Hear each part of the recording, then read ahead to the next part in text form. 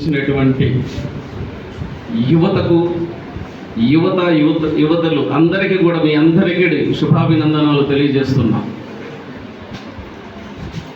మీరు ఇప్పుడు దాకా మన భారత ప్రధాని నరేంద్ర మోడీ గారు చెప్పినటువంటి సందేశాన్ని విన్నారు కదా. ఏం చెప్పారు? ఒక నాటకం వచ్చింది, విన్నారా నాటకం? మత్తు అనే ఒక భూతం, మత్తు అనే మన భూతం మనకు ఆవరిస్తుంది. ఆ భూతాన్ని మన పారదోలాలి.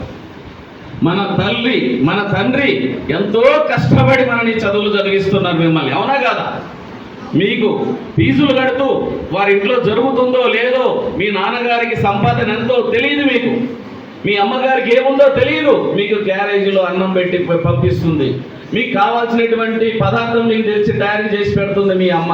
మీ నాన్న అప్పో చప్పో చేసి తీసుకొచ్చి మీకు డ్రెస్సులు కూలు ఫీజులు అన్ని కడుతున్నాడు.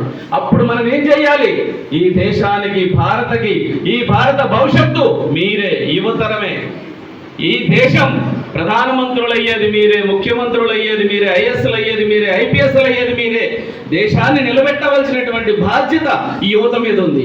ఇటువంటి యువత మత్తు పదార్థం అనేటువంటి మహమ్మారి చేతిలో పడకూడదు అనేటువంటి మనకు నరేంద్ర మోడీ గారు మనకి ఇచ్చినటువంటి సందేశం ఎంత చక్కగా ఉంది. అర్థమైంది కదా మీ అందరికీ?